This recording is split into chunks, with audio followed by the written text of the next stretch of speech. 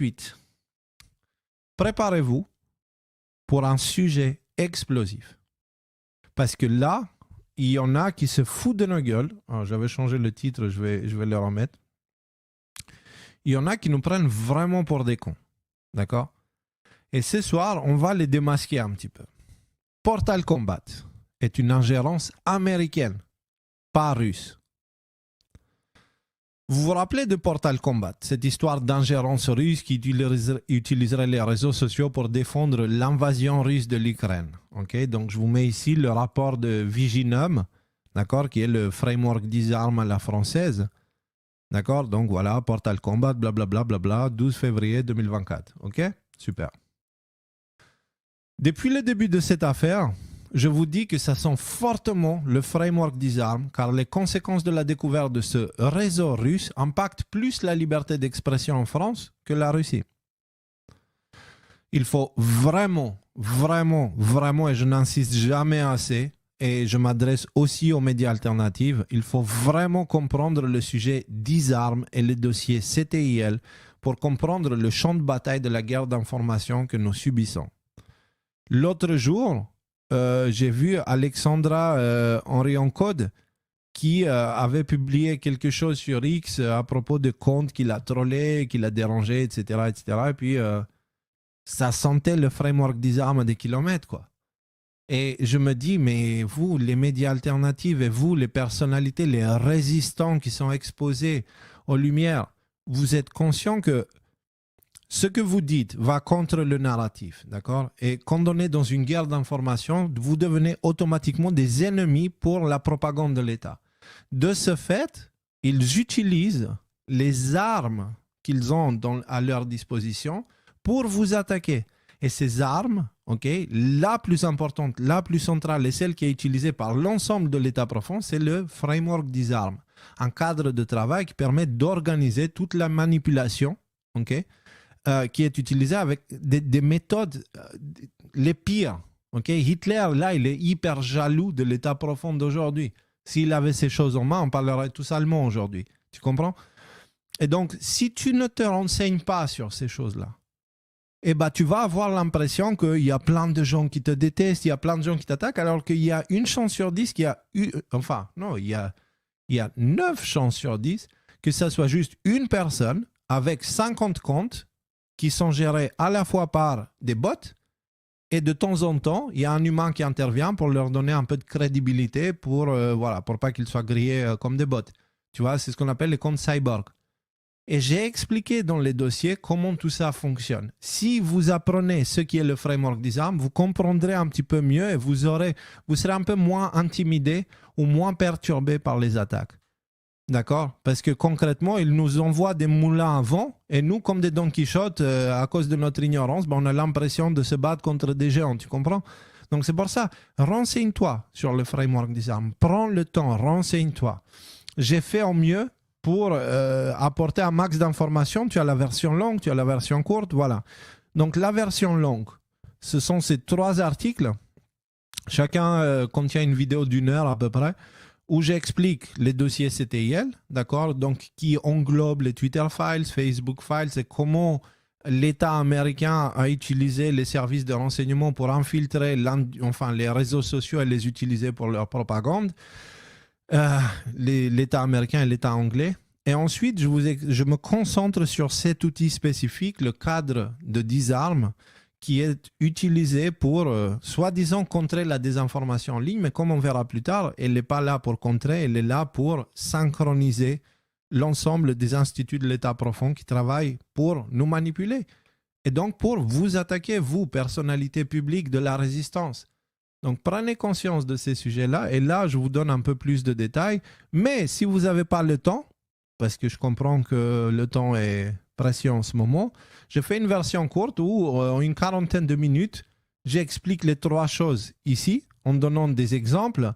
Et là, vous avez aussi Viginum, qui est un grand consommateur du cadre du framework disarme, du cadre donc de la manipulation. Et Viginum, qui fait partie des services de renseignement français, qui utilisent ça activement et qui sont actuellement en train de le traduire pour pouvoir synchroniser les réseaux en France. Mais ils le font déjà, c'est juste maintenant ils le montrent parce qu'ils se sont fait un peu griller. Donc voilà, vous avez la version longue ici, la version courte ici, avec un petit détail supplémentaire là. Et il faut savoir que dans les dossiers CTIL, quand ils ont explosé, qui parlent justement de tout ce genre d'outils de ce que j'appelle le complexe militaro-industriel de la censure, on apprend que Macron est un grand consommateur de ces méthodes-là, en fait. Et c'est pour ça que je parle de Viginum, parce que c'est la façon que Macron, c'est Macron qui a mis Viginum en place, suite à l'échec des autres méthodes, le comité Bronner ou je ne sais pas comment ça s'appelait. Après l'échec de ces choses-là, la loi Avia et toutes ces conneries, ils ont créé Viginum. Et c'est Viginum qui s'occupe maintenant d'assassiner socialement l'opposition. Voilà. Apprenez ces choses-là. Elles sont essentielles. Maintenant qu'on a parlé de ça, on avance à cette histoire de Portal Combat. En peu de mots, quand on a parlé de Portal Combat, je disais que cette affaire a été certainement mise en place par l'OTAN pour faire croire au public qu'il y a des faux médias qui propagent de la propagande pro-russe qui sont dirigés depuis le Kremlin pour mettre en place des lois et des mesures qui leur permettent d'attaquer tous ceux qu'ils décident d'appeler pro-russes. Donc en gros, ils te disent, il y a de la désinformation russe en France, on doit prendre des mesures, du coup on censure les médias alternatifs français. La logique... Concrètement, ils peuvent utiliser cette histoire pour censurer les médias qui dénoncent les provocations de l'OTAN, qui semblent vouloir une guerre à tout prix. D'accord ? Tous les pro-paix sont aujourd'hui appelés pro-russes par les médias mainstream et l'État français veut les faire taire en utilisant les services de renseignement, donc SGDSN, Viginum, etc. Dans l'article ci-dessous, j'avais apporté les preuves comme quoi le rapport Viginum concernant Portal Combat vient surtout de Mitre, une entité politico-industrialo-militaire américaine. D'accord ? J'ai apporté des éléments montrant que dans le rapport Viginum, si on regarde le code de leur recherche, le nom Mitre revient constamment, beaucoup plus que le nom Viginum qui vient 0 fois. D'accord ? Donc c'est extrêmement important de comprendre que derrière le rapport Viginum qui met à jour le Portal Combat, l'affaire Portal Combat, c'est Mitre. Et cette institution, c'est une institution américaine, on va dire c'est une sorte d'ONG qui a des affaires à la fois avec l'État américain, à la fois avec les services de renseignement américains, donc CIA, FBI, etc., à la fois avec le Pentagone, à la fois avec l'OTAN, à la fois avec des gros portefeuilles, que ce soit du monde de l'industrie, des médias, etc. Donc c'est une entité vraiment centrale. Mitre, ce qui veut dire aussi matrice. J'avais parlé de ça, c'est juste un petit indice. Bref. Alors, maintenant qu'on a parlé de tout ça, allons examiner quelque chose qui s'est produit dans le passé, parce que l'histoire de Portal Combat n'est pas la première fois. D'accord ? En 2023, on a eu la même chose, mais ils ont appelé ça Doppelganger. Donc, ce soir, je vous apporte encore plus d'arguments pour appuyer mon point de vue, qui dit que Portal Combat, c'est une invention américaine pour censurer l'opposition. Car ce n'est pas la première fois qu'une telle chose se produit. L'année dernière, on a eu droit à la même chose, sauf que cette fois, ça s'appelait Doppelganger. Et je vous sors un extrait de TF1 de l'année dernière, il y a 8 mois à peu près. Doppelganger, c'est le nom d'une vaste campagne de désinformation contre la France orchestrée ces derniers mois par la Russie. Dans son viseur, plusieurs quotidiens français que des hackers ont cherché à faire passer comme hostiles à l'Ukraine. Des agissements indigne d'un membre permanent du Conseil de sécurité des Nations Unies, dénonce ce mardi le Quai d'Orsay, bande d'hypocrites. Pourquoi je dis bande d'hypocrites ? Vous allez comprendre. Donc vous avez TF1 Info qui sort ça, enfin il y a plein de médias qui en parlent, et bien entendu, c'était partout, l'orchestre symphonique des perroquets médiatiques, qui ont du sang sur leurs mains actuellement, ils chantaient tous la même chanson, Doppelganger, Doppelganger, des informations russes, tralala. Et donc, vous avez ici LCI, vous avez France 24, mais si vous tapez Doppelganger et des informations russes, c'était partout.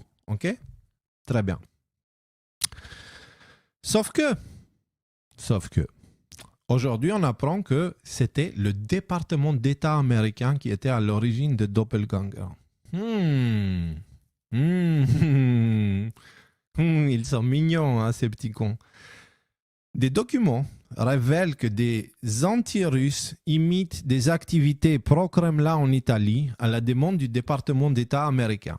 Le projet Doppelganger, précédemment considéré comme une campagne de désinformation de l'État russe, fait en réalité partie d'une opération à plus grande échelle menée par le département d'État américain. Les principaux sujets d'activité de Doppelganger étaient l'Allemagne, la France, le Royaume-Uni et les États-Unis. Royaume-Uni et les États-Unis impliqués dans CTIL, bien que le projet ait également des ramifications dans d'autres pays.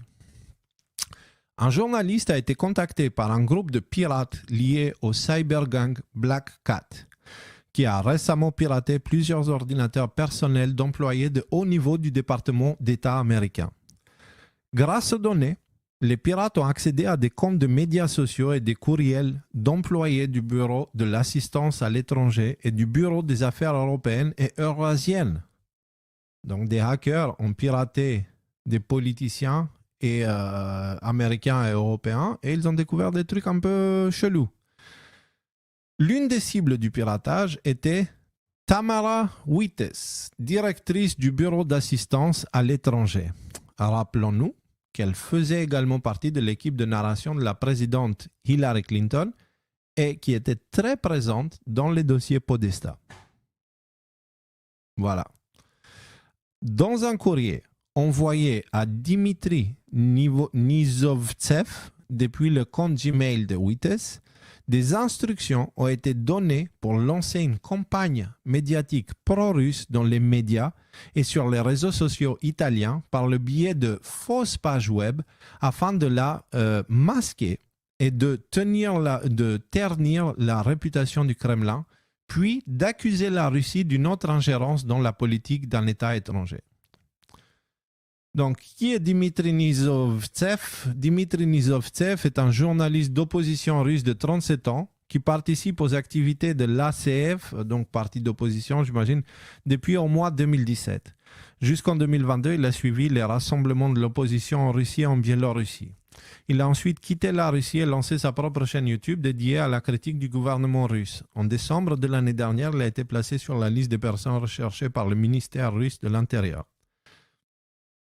Concrètement, vous avez quelqu'un qui était proche de Hillary, qui a contacté ce gars-là, qui semble être un opposant de Poutine, ok? Et il lui a dit, tu sais quoi? Vas-y, lance une fausse campagne pro-russe avec des médias russes, etc., pour que nous, on l'utilise, pour qu'on puisse dire, ah, regardez, la Russie fait de l'ingérence en Europe. Et du coup, la conséquence de Doppelganger, c'était de prendre des mesures qui restreignent encore plus les libertés en Occident, en Europe et aux États-Unis.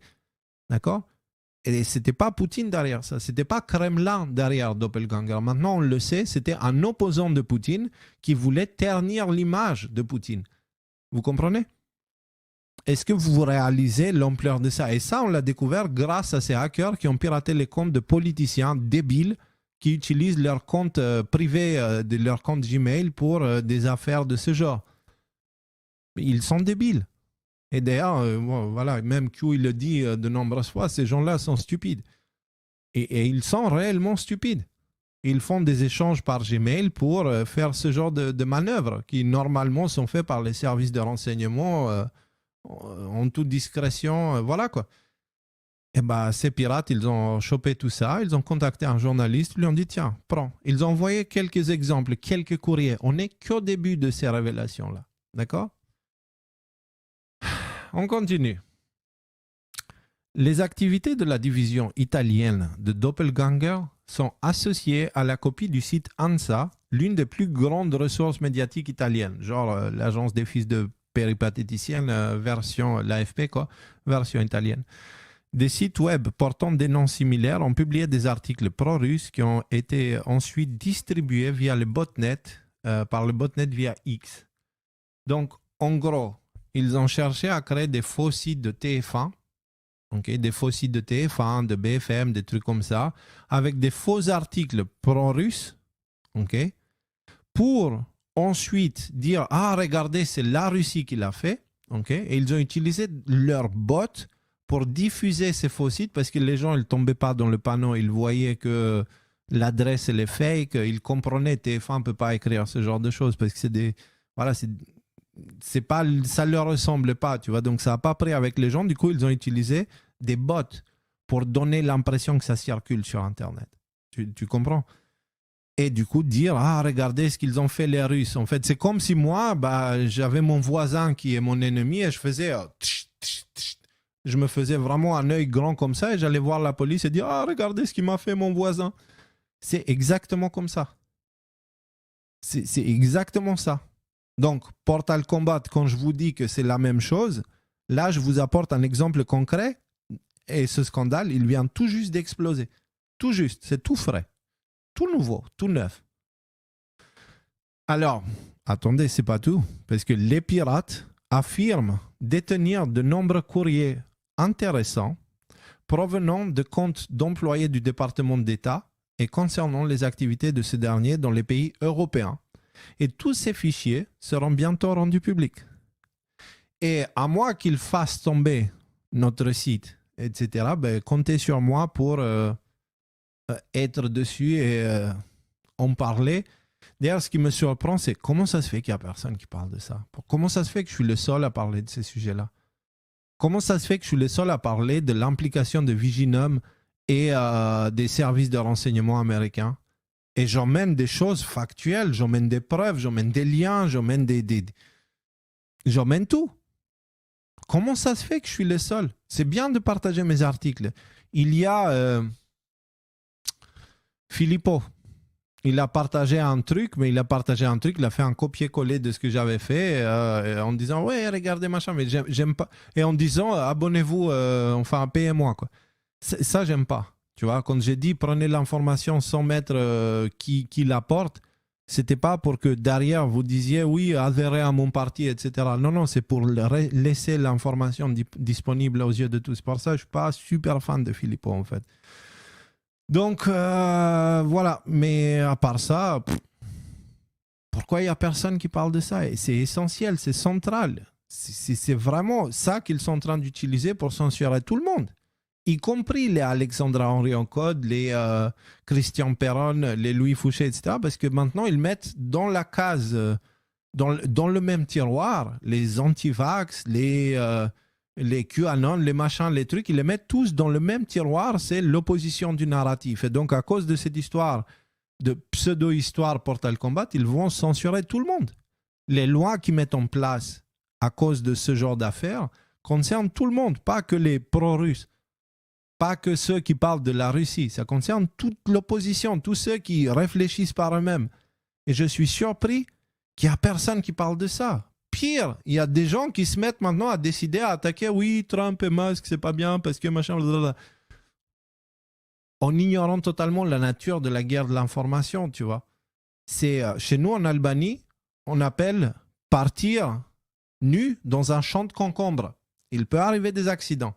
Si tu ne sais pas qui est, qu'est-ce que le framework disarme, qu'est-ce que CTIL, c'est l'équivalent de partir et d'être résistant, hein, c'est l'équivalent de partir tout nu dans un champ de concombre. Vaut mieux ne pas tomber sur tes fesses. Il peut arriver des choses. Voilà, je dis ça comme ça. Donc, je vous ai mis les sources ici, source 1 et source 2. Et le piratage, pour ceux qui se disent, oui, mais attends, d'où tu sors ça, etc. Je sors ça de sources que je vous invite à aller regarder. Mais c'est une histoire bien réelle. Et d'ailleurs, Slate, on a parlé, le groupe de hackers Black Hat est de retour, il a parlé justement de cette histoire où ils sont entrés dans les ordinateurs, ils ont foutu un sacré... voilà, je ne veux pas dire le mot. Et donc, ce qui est drôle, c'est que concrètement, Doppelganger, en gros, il y avait soi-disant Kremlin aurait commandé à ce qu'on fasse des faux sites de TF1 avec des articles pro-russes pour faire croire aux gens que TF1 est pro-russe et manipuler l'opinion publique, tu vois, et tout ça. Et je me suis dit, est-ce que je vais trouver quelque chose comme ça sur le framework Disarm? Alors moi, je n'avais pas le temps de le faire. Du coup, j'ai demandé à mon ami qui m'aide avec les enquêtes, que je salue d'ailleurs, il est exceptionnel. Et du coup, il a été me trouver ça. dans le framework Disarm, il y a la technique 99. D'accord? Vous avez ici une capture d'écran qui vient directement du GitHub et vous avez ici le lien GitHub qui vous amène directement sur la technique 99. Ok? Et je vous ai fait ici la traduction. Résumé. Une opération d'influence peut préparer des ressources en se faisant passer pour une des entités légitimes afin de dissimuler davantage l'identité de son réseau et d'ajouter une couche de légitimité au contenu de son opération. En gros, il dit fais-toi passer pour un média important pour dire des choses parce que si tu te fais passer pour un média important, les gens ils auront plus tendance à te croire. Voilà, les utilisateurs croiront plus volontiers les nouvelles provenant de sources reconnaissables plutôt que de sites inconnus et vérifieront moins les faits. Les entités légitimes peuvent être des organes de presse authentiques, des personnalités publiques, des organisations, des entités étatiques. En gros, la technique 99 décrit au mot près Doppelganger. Au mot près, c'est exactement ce qui a été utilisé. Okay? Exactement ce qui a été utilisé. Prenez l'article de TF1. Ok, il est où? Là. Je crois qu'il y a vraiment un paragraphe qui l'explique parce que j'ai tout lu. Voilà. Concrètement, les hackers ont produit de faux articles sur une page en tout point identique à celle du site officiel de ces médias, mais avec un nom de domaine différent, par exemple .ltd ou au lieu de .fr. La copie est tellement poussée qu'un clic sur ces liens hypertextes qu'elle contient renvoie sur les autres articles du vrai journal. La pratique est baptisée typosquattage. Ces faux articles sont ensuite diffusés via les réseaux sociaux en essayant de pousser leur viralité qui semble rester faible pour l'instant. Justement, les gens ne tombaient pas dans le panneau. Tu vois, et donc du coup, ils ont utilisé leur propre bot pour donner l'impression que les gens ils sont en train de tomber sur le panneau. Quel con. Selon un décompte fourni ce mardi, 49 faux articles étaient attribués aux Parisiens à 7 à 20 minutes et un article pour Le Figaro et Le Monde. D'accord? Les thèmes abordés, l'impact des sanctions contre la Russie, l'affaire de Nord Stream, etc., etc. Et donc, qu'est-ce qu'ils vous disent? En gros, ils se sont fait passer pour Le Parisien, pour 20 minutes, pour Figaro et Le Monde. OK? Voilà. Qu'est-ce qu'il nous dit la technique 99? Il nous dit faites-vous passer pour des médias crédibles, etc., etc., etc. Sauf qu'il y a un problème. Il se trouve que ce n'est pas la Russie qui était derrière la technique 99 de manipulation des masses. Il se trouve que c'était les États-Unis. Et il se trouve que la France le savait. Il se trouve que l'Europe le savait. Et ils ont joué le jeu. Et les médias français... Probablement, ils ne le savaient pas. Ils suivaient bêtement des ordres et ils lisaient le prompteur sans réfléchir. Parce que pour réfléchir, il faut un cerveau. Et visiblement, il n'y en a pas. Et du coup, ça veut dire que tout ça, c'était une grande magouille pour manipuler l'opinion publique à l'Occident. Donc, on peut parler un petit peu des conclusions maintenant. Concrètement, le département d'État américain a commandé une fausse ingérence russe à un opposant de Poutine pour l'utiliser dans l'objectif d'attaquer le Kremlin et de restreindre encore plus la liberté d'expression à l'Occident.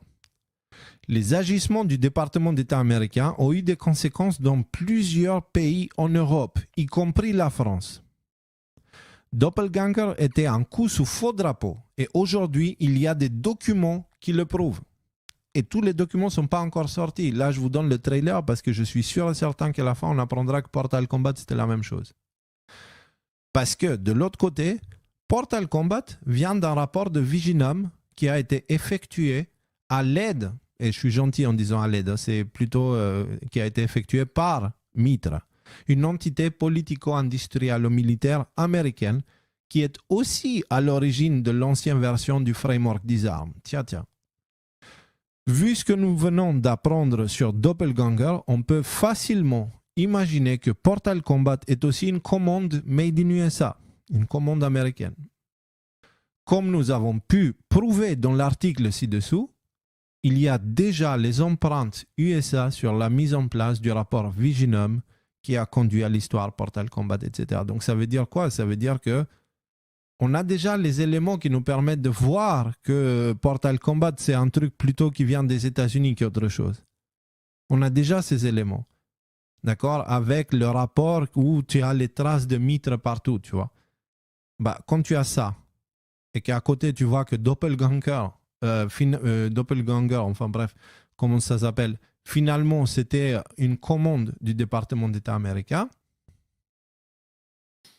Il faut être naïf de croire que Portal Combat, ça s'est passé comme les médias le disent. D'accord? Il y a déjà les traces de l'État américain dans le rapport de Viginum. Donc, voilà quoi. Pardonnez-moi, mais j'ai comme l'impression qu'il y a quelqu'un qui cherche à se foutre de nos gueules. Et ce quelqu'un, il ne fait pas bien son travail parce qu'il ne parvient pas à se foutre de nos gueules. Parce que Portal Combat, c'est une connerie qu'ils ont mis en place. Parce que le résultat de ça, ce n'est pas de faire quelque chose pour calmer la Russie, etc. Non, non, c'est faire quelque chose pour faire taire l'opposition du narratif en France. Donc finalement, les résultats, c'est nous qui les payons. C'est des gens comme moi, comme Alexis, comme, je sais pas moi, des gens qui font un certain travail d'information et qui ne pensent pas comme les médias mainstream. Voilà. Donc finalement, qui gagne derrière? C'est toujours la bonne question qu'il faut se poser. Qui gagne à la fin de cette histoire? Qui gagne à la fin de Portal Combat? Bah, c'est l'État français qui, grâce à ça, peut censurer encore plus. Parce que tout d'un coup, la liberté d'expression devient un problème de sécurité nationale. Tu comprends? Et c'est aussi pour ça que Macron, c'est monsieur, je pars avec ma quéquette et mon couteau en guerre, même si Zelensky m'a rien demandé, je propose des troupes au sol, etc. Il veut donner l'impression qu'on est en guerre avec la Russie. Pourquoi? Pour mettre en place ce genre de conneries, pour faire croire au monde que pour activer la sécurité nationale, pour pouvoir nous censurer.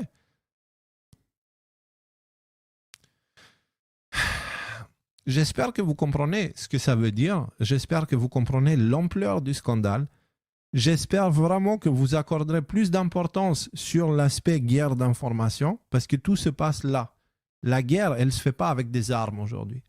Et là, avec ce que je viens de sortir, bah, c'est juste une information comparable à une bombe très, très, très puissante. Tu vois, une MOAB. Bah, du coup, ça dépendra de vous si vous allez le partager, si vous allez appeler d'autres médias alternatifs pour en parler, etc., pour savoir si cette bombe elle a servi à quelque chose ou pas, tu vois. Si je brasse du vent à parler de tous ces sujets-là et à être des sujets extrêmement importants et centraux dans cette histoire-là, qui sont totalement ignorés par la majorité des médias alternatifs qui se battent contre des moulins à vent parce qu'ils ont l'impression qu'ils ont moins de vues sur Internet, alors que j'ai expliqué ça, c'est une technique de découragement. D'accord, qui ça te fait déprimer un peu. Tu sais, quand il y a 5 ans, quand il y a 3 ans, tu avais 100 000 personnes qui regardaient tes émissions et que en direct, et que maintenant tu es à 5 000, tu te dis, ouais, bon, voilà, je fais ça pour rien, en fait, finalement. Et du coup, ça décourage. Mais en réalité, non, c'est faux. Il y a toujours les 100 000, il y a même plus. C'est juste les chiffres sont truqués. Ça, c'est la première chose. L'autre chose, c'est... il y a les insultes sur Internet, il y a les attaques sur les médias mainstream, etc. Et puis, moi, je t'emmène le cadre qui leur permet d'organiser toute cette manipulation pour t'attaquer. Et du coup, si tu regardes ça, tu vois qu'en fait, non, ce n'est pas des gens qui t'attaquent.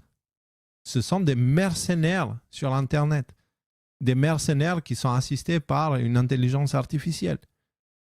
Et donc, du coup, si tu penses que c'est des gens, ça déforme ton opinion et ta perception du monde extérieur. Tu crois vraiment que les gens sont cons. Or, les gens commencent à prendre conscience quand même, chacun à son rythme, mais commencent à prendre conscience un peu plus.